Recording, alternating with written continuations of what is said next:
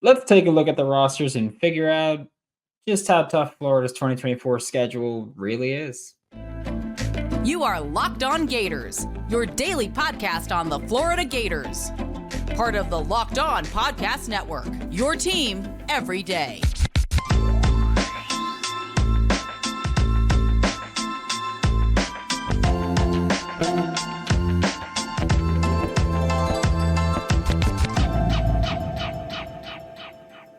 Hello and welcome back to another episode of Locked On Gators, part of the Locked On Podcast Network, your team every day. We are available daily and free wherever you listen to podcasts. So thank you for making us your first listen of the day every day. Happy Thursday. I'm Brandon Olsen. Find me on Twitter at WNS_Brandon. Find all my written work with Giants Country NFL 33.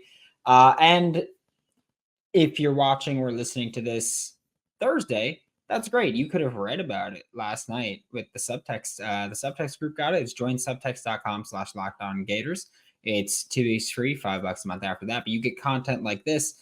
And yesterday we talked about on the show, it was Florida's 5 building blocks, the 5 pillars. That the theory is basically if you have top level play, and again, they don't have to be the very best. They just have to be good players. Let's say like in the NFL, it's probably like top, 20-ish, top 15.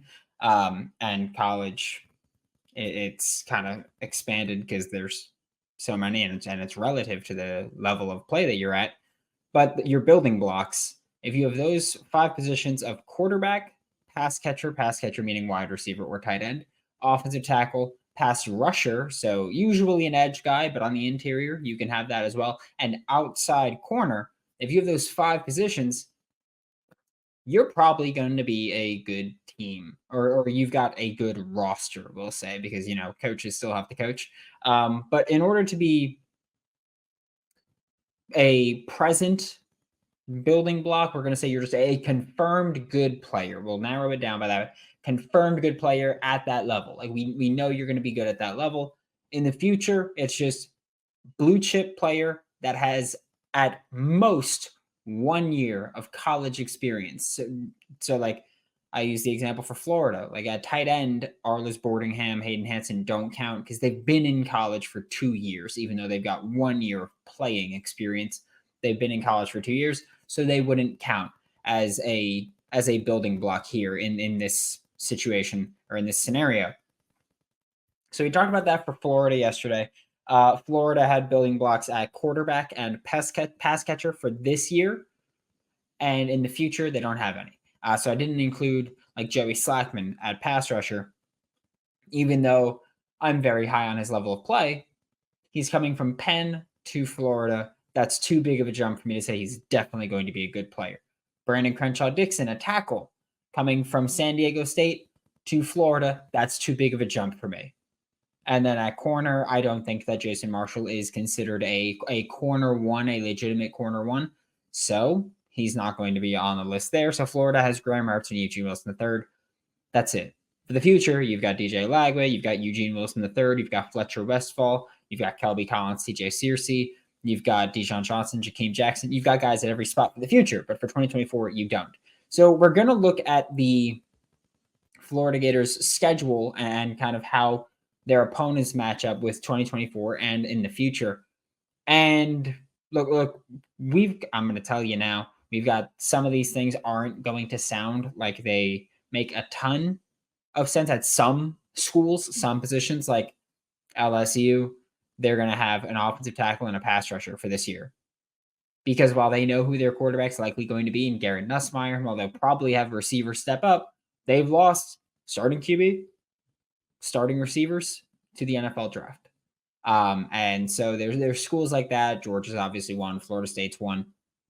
So there's schools like that. There's also schools like Texas A&M who lost players and replace them with potentially better players, but at the different scenarios we'll talk about there. So we're going to start off we're going to go in order from schedule.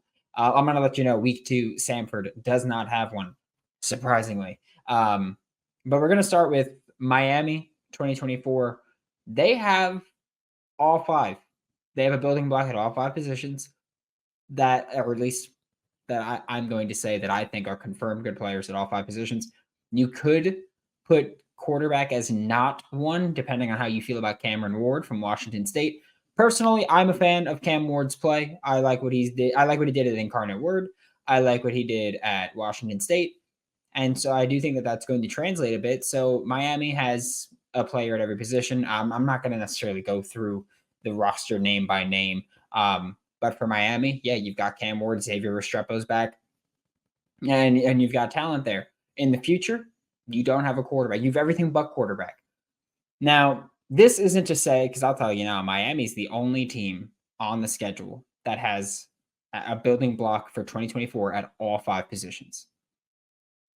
That does not mean that does not mean that I'm saying Miami is going to be the best team that Florida plays.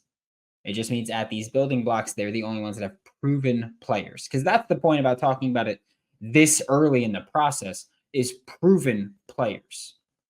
When we get to 2024 and games are played, like I talked about LSU, how they only have offensive tackle, pass rusher. They don't have QB. They don't have receivers because they lost their guys to the NFL. So Garrett Nussmeier could come out and outperform everybody, and he could outperform with Jaden. Okay, he's not going to outperform with Jaden Danielson. But my point is that he could be a very good quarterback, but he's not going to be counted as this at this point in time because he's unproven.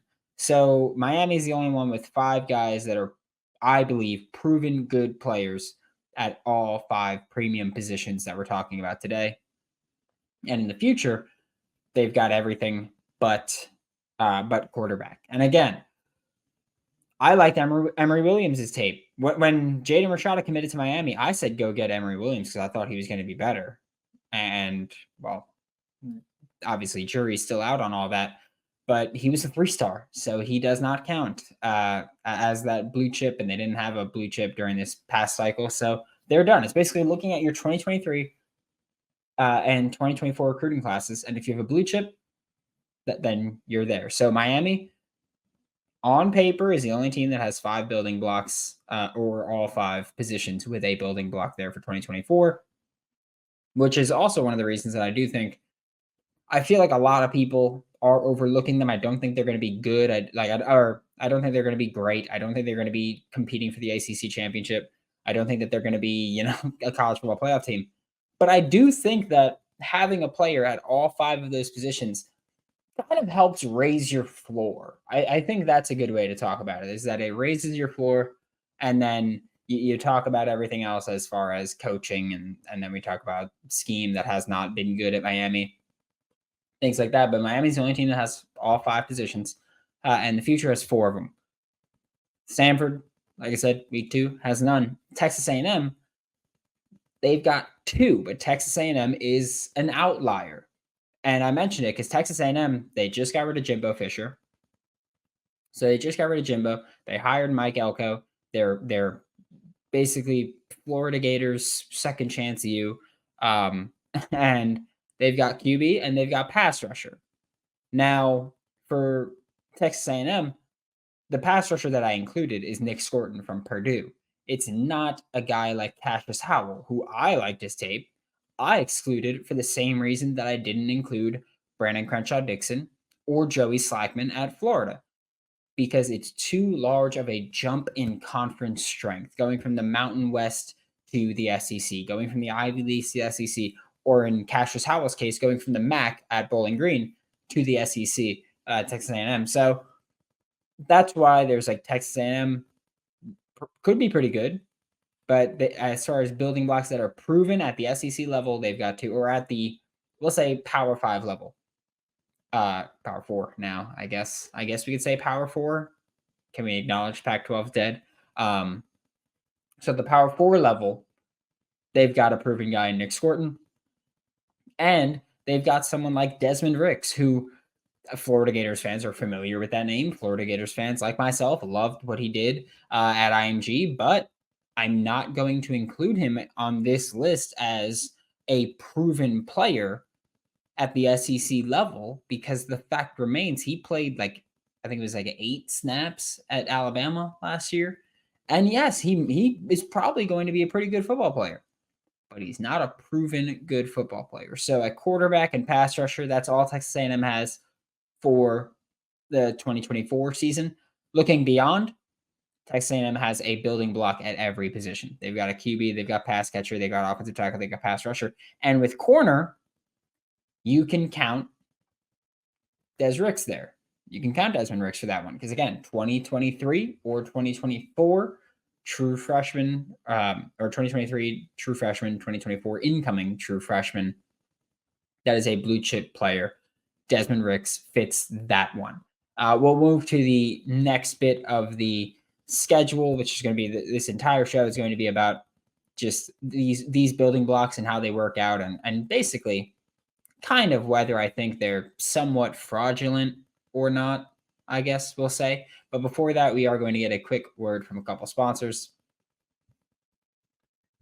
Today's episode of Locked On Gators is brought to you by eBay Motors. With passion, drive, and patience, that's what brings home the winning trophy, and it's also what keeps your ride or die alive. eBay Motors has everything you need to maintain your vehicle and level it up to peak performance, from superchargers, roof racks, exhaust kits, LED headlights, and more. Whether you're into speed, power, or style, eBay Motors has got you covered. With over 122 million parts to choose from for your number one ride or die, you'll always find exactly what you're looking for.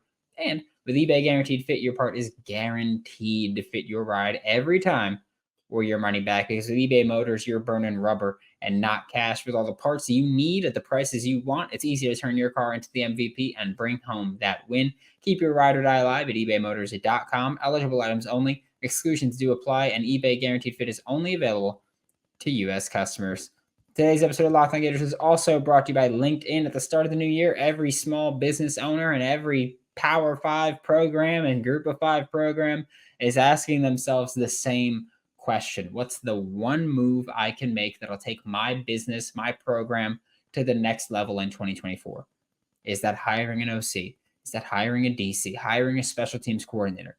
Is it hiring an accountant? Hiring a new sales manager? Whatever it may be. LinkedIn Jobs knows that your success all depends on the team you surround yourself with. And that's why LinkedIn Jobs has created the tools to help find the right professionals for your team faster and for free. And LinkedIn isn't just another job board. LinkedIn has a vast network of more than 1 billion professionals, which makes it the best place to hire. Post your job for free at linkedin.com/lockedoncollege. That's linkedin.com/lockedoncollege to post your job for free. Terms and conditions do apply. Thanks for making Locked On Gators your first listen of the day every day. We are available daily and free wherever you listen to podcasts. And like we are going to continue this conversation of the building blocks that Florida is going to face. Looking at the next game is Mississippi State, which is the only not FCS team on this schedule that has a none in that. Actually, I mean, they're the only Power 5 team that doesn't have one on the schedule, because Florida's schedule is 11 Power 5 teams and then Samford. Mississippi State has none for this year as their building blocks. Rough one, I guess, but I mean, this is also a team that over recent seasons has gone through a lot of just adversity and a lot of challenges, of course, with Coach Mike Leach passing and then kind of rushing to make a decision and then it becoming a whole ordeal. And Mississippi State has, as a program, felt that. And yeah, it's been tough to field the roster now. But for the future, they do have answers at pass catcher. They have multiple pass catchers that are blue chip talents and an offensive tackle there. So Mississippi State, look, you're going net +2. You're +2, I guess, in that section where you go from none to two players there, 2 building blocks there. But it's probably going to be a pretty rough year for Mississippi State, as is expected. But yeah, they're the only team here outside of Samford that has none on Florida's schedule. Then you look at UCF. They've got QB, pass catcher, and offensive tackle. It's not surprising to look at some of these and go, that makes a lot of sense. That's what it is. Like UCF, a Gus Malzahn team. Unsurprisingly, as a QB, pass catcher, and offensive tackle on this list. And UCF is an interesting one where we talk about the future because they only have pass catcher. However, the way that, and it's important to talk about this with UCF. It's important to talk about this when we talk about LSU or Ole Miss in a few minutes. But UCF, Gus Malzahn has gone through the transfer portal to find his quarterbacks lately. And he's gone through the transfer portal to find multiple players in multiple positions. And that's kind of how he's gone through the process, which is a fine thing. That's why when you look at what does the team have as future building blocks, some of them are going to be light in that area, like UCF, because they do a good job of going, okay, we have a quarterback right now. We don't have one for next year. So what are we going to do? We're going to go into the portal and add one. Like they've added KJ Jefferson this year after losing John Rice Plumlee from Ole Miss. They lost John Rice Plumlee, brought him to UCF. They went to the Big 12. He went with them to the Big 12. He's now done playing college ball, and they went and grabbed KJ Jefferson from the SEC. Like that's been the process that Gus Malzahn has taken. So this isn't a end all be all kind of situation where we go, okay, like if you don't have those players and your future's not bright, because the transfer portal is very much a thing that can change things like that. So for UCF, unsurprisingly, Gus Malzahn has stacked talent at offensive positions. I didn't include John Walker for the pass rusher section because he's just not that kind of player. And I mentioned him only specifically because Florida was very much in on it until he chose UCF. So for UCF, you don't have the pass rusher there. But again, it's not to say anything about you don't have a good roster. This is just a general metric to help you gauge how strong a roster is if you're strong at vital positions. And of course, depending on your scheme, different positions can be vitally important for you. Like if you're a straight up triple option team, quarterback doesn't matter as much as running back does or interior offensive lineman would. So there's situations like that where it matters, but schematically, UCF, they're always going to have good players probably at quarterback, pass catcher, and offensive tackle, as long as Gus Malzahn is the head coach there. So for now, yeah, future, you don't have the answer. Probably will when they attack the transfer portal as well. And then you have Tennessee, I did not include Nico. I didn't include Nico as a building block for this year because he's not. He's not a proven player. So for 2024, he's not a building block, but he is counted in the future building block for Tennessee. So he's not there right now because he hasn't proven anything. He had the bowl game, and I'm not going to go, oh, you played all right in the bowl game. You had some good stats in the bowl game. That counts. So he's not there for quarterback, but they do have pass catcher, pass rusher, and cornerback, which I mean, I would not have anticipated Tennessee having two defensive spots, just given what they've been and Josh Heupel and what he does. But they've got pass rusher and corner. They've got the two defensive positions where you really need someone. And they've got pass catcher along with, again, a blue chip quarterback in there. He's just not proven, so he doesn't count there.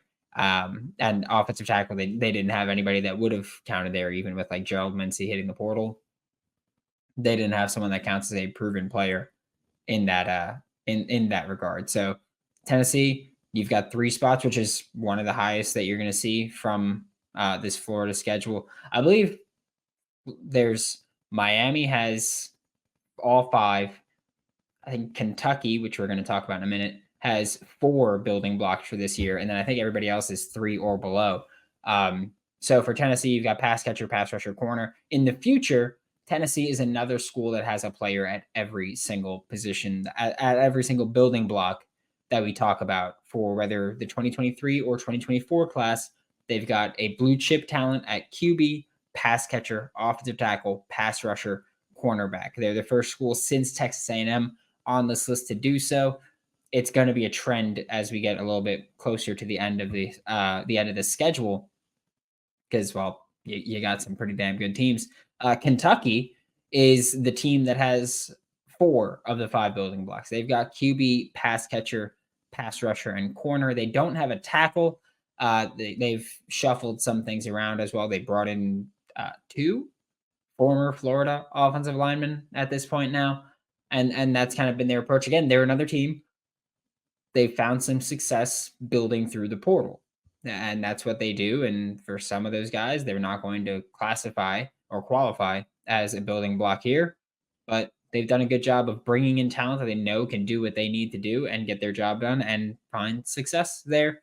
And Kentucky, surprisingly, is a team that doesn't have QB or offensive tackle in the future. They have pass catcher, pass rusher, corner, but I just feel like I feel like most SEC teams are probably better than just 3 spots available, where Kentucky is one of the worst SEC teams in terms of just having a player at every position for the future. Where Florida, by the way, does have all 5. I know I mentioned that before, but Florida has a player at all 5 building block positions.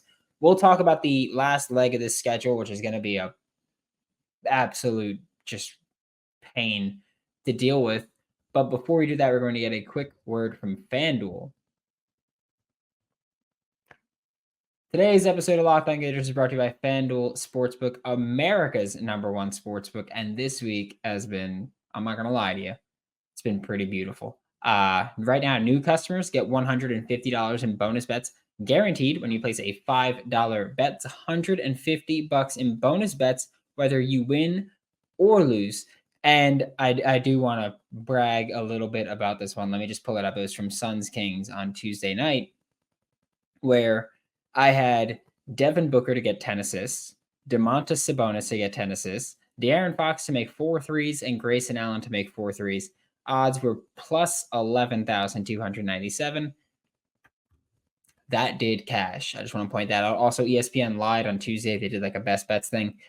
One of them hit, and it is the Alabama over. So I just want to point that out, that their best bets, not too great. I just want to point that one out. Visit FanDuel.com/lockedon and make your first bet a layup. Remember that FanDuel is an official partner of the NFL.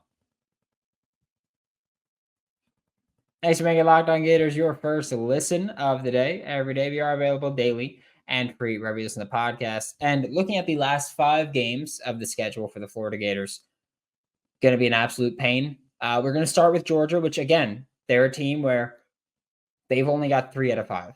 They've got QB, pass catcher, pass rusher. Are we going to pretend that Georgia doesn't have a good roster for 2024? No, but this is where we've talked about so frequently, especially recently, context matters. They don't have an offensive tackle because they're losing guys to the NFL. They've lost Amarius Mims to the NFL. They don't have a corner because they lost guys to the NFL. Like they lost Kamari Lassiter to the NFL, and he is their best outside corner there. So, but again, Georgia has consistently in recent history been in the top 3 for nationally ranked recruiting classes. So they're going to keep climbing up, and they're going to keep finding success there. So for right now, they have 3 out of 5. But I promise you, when we get to this regular season, we're probably going to be talking about, oh, this corner from Georgia. No, this offensive tackle from Georgia.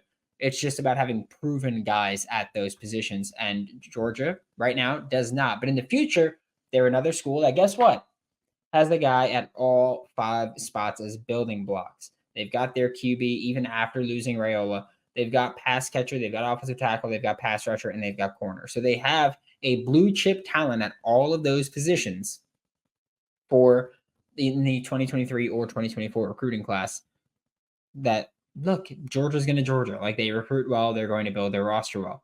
Texas, who is just in the college football playoff, 2024, they've got their QB, Quinn Ewers is back. They've got pass catchers.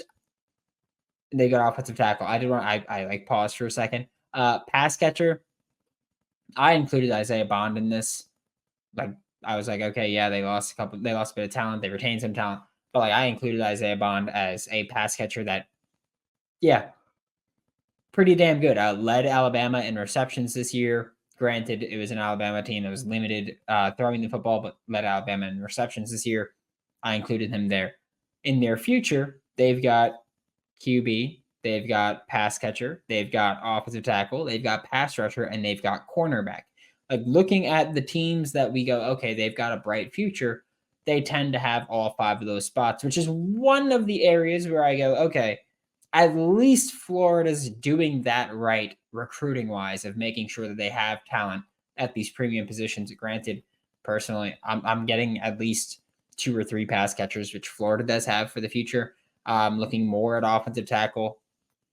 You got to stack more at offensive tackle and corner for me personally for Florida. But again, with these building blocks purposes, we're saying that you've got a guy at that spot for the future. So Texas, you've got all 5 for the future. LSU is a team that we kind of touched on a little bit earlier. They've got offensive tackles and they've got pass rusher. That's it. They don't have QB, they don't have pass catcher, they don't have outside corner. Partially because they've lost guys to the NFL. Malik Neighbors and Brian Thomas Jr., they're both NFL bound. Jaden Daniels, NFL bound. Like, it's not to say, oh, they've only got offensive tackle and pass rusher. They're going to be bad this year. It's not the case at all. They might be, but it's not the case that I'm saying with this point. It's just that they've lost guys to the NFL. Doesn't indicate that they're bad. Just indicates they don't have a proven player there. Future, they've got QB, they've got pass catcher, they got offensive tackle, they got pass rusher, they've got cornerback. Hell, at this point, LSU's got running back. LSU is just about everything that they're looking for as far as building blocks at those positions in the future. They've got it all. So for LSU, they're looking light right now, but I fully expect them to be a very good football team this year as well. It's just a matter of having proven players, which brings me back to what I mentioned before.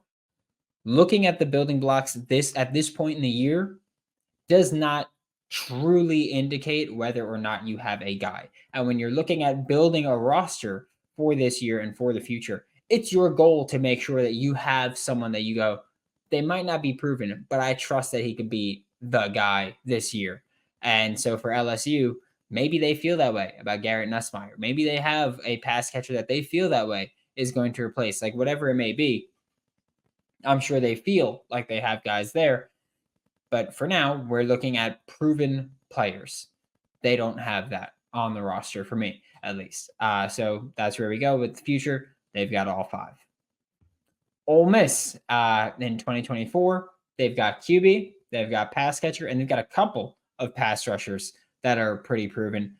Don't have a proven boundary corner at the SEC level. Don't have a proven offensive tackle at the SEC level. And again, it's not to say they don't have a good one. They don't have a proven, like, very good player at that position. For the future, just pass catcher. They've brought in some QBs in recent years in the high school recruiting rankings, like Austin Simmons for 2023. I think his name's Anthony Maddox at QB for 2024. Both 3-star guys. But also Lane Kiffin, kind of openly at this point, just does not care about high school recruiting. Like, look at what they've done in the portal this year. And Ole Miss has stacked talent at every position in the portal, where they brought in so many DBs that imagine some of these guys are going to move to corner or play corner there. But also, like, they brought in the Marion Walker from Michigan. He's a 3-star guy, not proven there. They brought in a lot of players from the portal. They brought in Walter Nolan, who you can count as the pass rusher. They brought in Prince Luman Mellon, who you can count as the pass rusher, obviously from Florida. They brought in guys at basically every position that you can count as some guys, but like Antoine Wells, Juice Wells, you can count as pass catcher for this year if you want to do that as well. But they already have proven talent again returning. They've got talent throughout. They've been using the portal, so we don't have to talk too much about their future, because if they think that's sustainable, then their approach is to build through the portal. So they're not too concerned about future building blocks. That's another aspect of team building that we talk about specifically in college, not the NFL, where you don't need those guys for the future if you could just bring them in from the portal. And if you're going to be transfer portal then you can do that. Like Florida State, 2024. Only proven spot they have is offensive tackle. They're replacing their QB. I don't think DJ Uiagalelei is up there. Pass catcher, they're replacing their leading receivers and tight end. Offensive tackle, they have, and they have for future as well. pass rusher, corner. They have guys in the future. Like Florida State has a building block at every position in the future. They just don't have proven guys at their level for the present, which again, maybe DJ Uiagalelei figures it out better. I think he did okay at Oregon State, but I'm not gonna sit here and go, yeah, he's the guy. He's a dude. He's a guy. Yeah, he's there, but I'm not gonna sit here and go, oh, yeah, he's a dude. And there's multiple players like that on Florida State's roster where it's like, okay, they're bringing these guys in. They're like, okay, we can make them work. Maybe you feel that way, but I'm not going to sit here and say that you've done it. So Florida, I think relatively looking at the schedule, like you're facing teams that have guys at a lot of these positions. And again, I don't think that you need proven players at all these positions. I think if you get 3, then you're an all right team. If you have 4, then you're a pretty good team. If you have 5 that are proven bona fide players, then we can expect that you're going to be a pretty good team. But it's about managing expectations. Florida has 2 of 5. We'll see if people step up. We'll see if Jason Marshall finally figures it out. We'll see how Joey Slackman and Brandon Crenshaw-Dixon step up and play. But again, those are guys where I'm not going to determine that you're going to work out when you're taking that big of a jump. I'm not going to count you as already worked out when you're taking that big of a jump. But thanks for making Locked On Gators your first listen of the day. Every day we are available daily and free wherever you listen to the podcast. We'll be back tomorrow with Brian Smith to talk about Florida's recent commits in high school and Waltz Clark as well for the 2025 class. For Locked On Gators, I'm Brandon Olsen. Don't forget to follow me on Twitter at WNS_Brandon. Find out my written work with Giants Country and NFL 33. And I will see you all next time.